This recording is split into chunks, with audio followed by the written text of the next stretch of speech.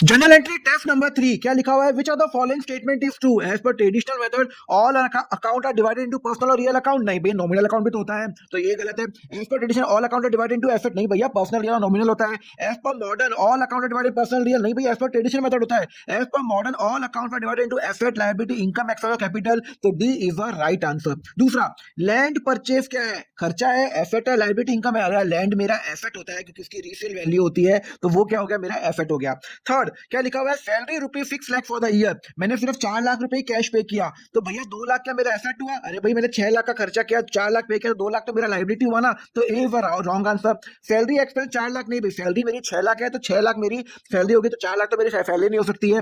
No entry will be done. क्यों? 2 लाख की entry करूंगा ना, आउटस्टैंडिंग एंट्री करूंगा। सैलरी एक्सपेंस 6 लाख रुपए। The D is right answer. मेरा खर्चा 6 लाख है, पे मैंने भले 4 लाख किया, उससे कोई मतलब नहीं है, पर मेरा खर्चा कितना हो गया? 6 लाख हो गया। फोर्थ का, मैंने फर्नीचर परचेज किया, कैश में परचेज किया, जिसकी मार्केट वैल्यू 6,000 रुपीज है। तो एंट्री क्या होगी? देखो, मैंने फर्नीचर परचेज किया, तो फर्नीचर बढ़ जाएगा, तो फर्नीचर अकाउंट डेबिट हो जाएगा 4,000, और मेरा कैश चला जाएगा 4,000 से, तो मेरी एंट्री हो जाएगी furniture account debit to cash 4,000। Market value से मुझे कोई लेना देना नहीं है।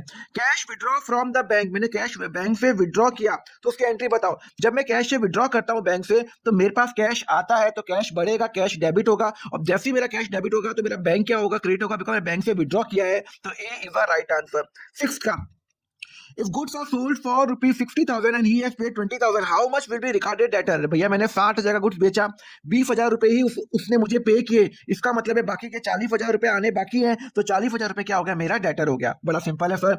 Goods sold for ₹4,000 on credit. अरे, मैंने क्रेडिट पे बेचा, तो debtor account debit to sales होगा ना। सेल्स तो मेरी क्रेडिट ही होती है ना हमेशा, तो जो सेल्स क्रेडिट होगी, तो सेल्स मेरी कितने पे क्रेडिट हो रही है? 4,000 से। ओके, और मुझे डेटर कितना लेना है लोगों से? 4,000 को मैंने क्रेडिट में मैंने बेचा, तो मेरा डेटर अकाउंट होगा। क्लियर है? एज का, a company sold goods to XYZ, but the question does not mention whether it is cash or credit। अरे यार, जब कंपनी कोई सामान बेचती है और कैश और क्रेडिट मेंशन नहीं है, तो हम हमेशा क्या मानेंगे? कैश ट्रांजैक्शन मानेंगे। तो एथ का आंसर क्या होगा?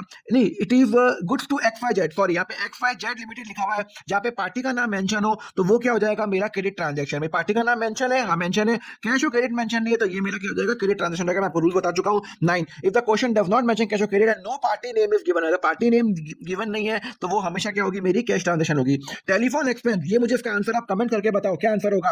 कि मेरा टेलीफोन एक्सपेंस आउटस्टैंडिंग है 3 महीने का, कितना है? 1,000 रुपए एक महीने एक का है, तो मेरा क्या आंसर होगा? A B C D। Comment करके आंसर बताओ, और फंडा के लिए फॉलो करो अकाउंट फंडा।